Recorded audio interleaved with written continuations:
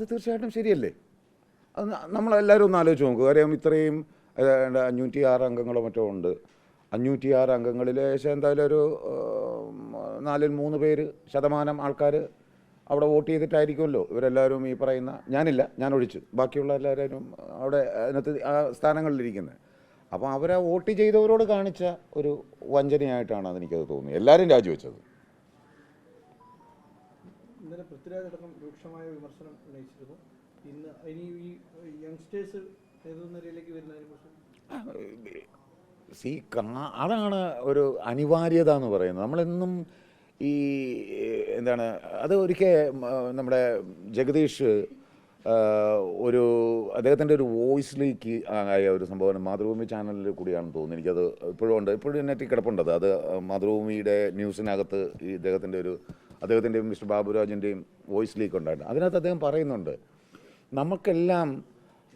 നമ്മുടെ എല്ലാം കുഞ്ഞുങ്ങളാണിനി അടുത്ത ഇതിലേക്ക് വരുന്നത്. എന്ന് വെച്ചാൽ താരങ്ങളുടെ കുഞ്ഞുങ്ങളെന്നുള്ളതല്ല, അടുത്ത തലമുറയാണ് എന്ന് പറയുന്നത്. അപ്പോൾ അവരെല്ലാവരും അദ്ദേഹം പറഞ്ഞതിനോട് ഞാൻ ആ ജനറൽ ബോർഡിൽ പറയുകയും ചെയ്തതാണ്. അതാണ് നമ്മളെല്ലാം കരുതേണ്ടത്. കാര്യം നമ്മൾ കഴിഞ്ഞാൽ ഈ പറയുന്ന പ്രളയം, ഞാൻ കഴിഞ്ഞാൽ പിന്നെ പ്രളയം എന്നുള്ള ആ ഒരു സംസ്കാരം, അത് സംസ്കാരമായിട്ടാണ് തോന്നുന്നത്. അതാണിപ്പോൾ കാണുന്നത്. കാര്യം അടുത്ത തലമുറയ്ക്ക് വേണ്ടിയിട്ടുള്ളതാണ്. അവരാണിത് ഇത് ചെയ്യേണ്ടത്. അപ്പോൾ അവർക്ക് നമ്മൾ എച്ചിലാക്കി വെച്ചിട്ടാണോ പോകേണ്ടത് ഈ ഒരു പ്രസ്ഥാനം അല്ലെങ്കിൽ ഈ ഒരു ഇൻഡസ്ട്രി? അത് നമ്മൾ എച്ചിലാക്കി വെക്കരുത്. അവർക്ക് നല്ല ഫ്രഷായിട്ട് അത് ഉപയോഗിക്കത്തക്ക രീതി നല്ല ഒരു അവസ്ഥയിൽ അതിനെ കൈമാറണം. ആ കൈമാറേണ്ട സമയമാണ് ഇപ്പോഴെന്നാണ് എനിക്ക് തോന്നുന്നത്. പരാതികൾ ആവർത്തിക്കുകയാണ് മുകേഷ്. അപ്പോൾ ഈ MLA സ്ഥാനം രാജിവെക്കണമെന്ന ആവശ്യം വലിയ രീതിയിൽ ഉയരുന്നുണ്ട്. പ്രതിപക്ഷ സംഘടനകൾ അടക്കം ഉയർത്തുന്നു. എത്ര പരാതികൾ? 3 ഇതുവരെ 3 വന്നു മുകേഷിനെതിരെ. ഇനി വരാനുണ്ടെങ്കിലോ? അപ്പോൾ നമ്മൾ അന്നേരം പറഞ്ഞാൽ പോരെ? അല്ല, എനിക്ക് തോന്നുന്നില്ല, എനിക്കറിയില്ല. ഞാൻ ചോദിച്ചതാണ്. കാര്യം അതിങ്ങനെ വന്നുകൊണ്ടിരിക്കുക. അപ്പം എന്താ അല്ലായിരിക്കാം. അതൊക്കെ സർക്കാരല്ലേ അത് തീരുമാനിക്കേണ്ടത്. അതിനെക്കുറിച്ച് എനിക്ക്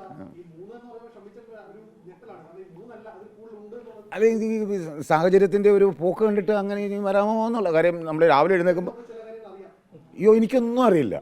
ഞാൻ ഈ രാജ്യത്തേ ഉള്ളതിനല്ല, സത്യമാണ്.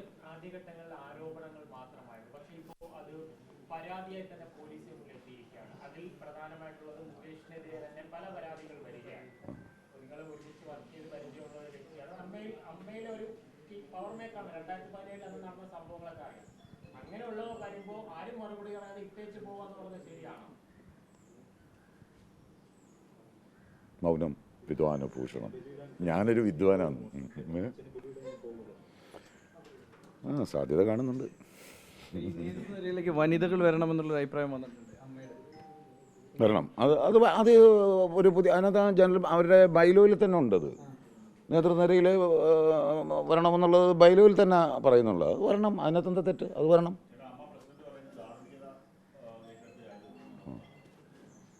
ധാർമ്മികത നല്ലതാണ്. അത് അത്യാവശ്യമുള്ള കാര്യമാണ്. അതെ, അത് ഞാൻ എന്ത് പറയാനാ അതിനൊക്കെ? എനിക്ക് സത്യസന്ധ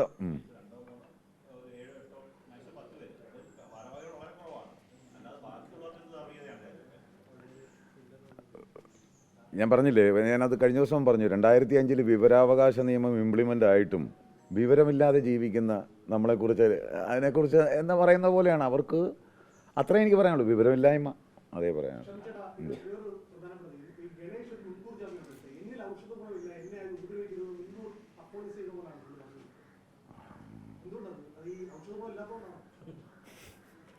അല്ലേ, ഔഷധം കുറച്ച് കഴിയുമ്പോൾ എക്സ്പയറി ആവുമല്ലോ. എക്സ്പയറി ഡേറ്റ് കഴിഞ്ഞുകൊണ്ടായിരിക്കും ചിലപ്പോൾ, അല്ലേ? അങ്ങനെയുണ്ടല്ലോ. നമ്മൾ എക്സ്പയറി ഡേറ്റ് കഴിഞ്ഞ ഔഷധം ഉപയോഗിക്കരുതെന്നല്ലേ?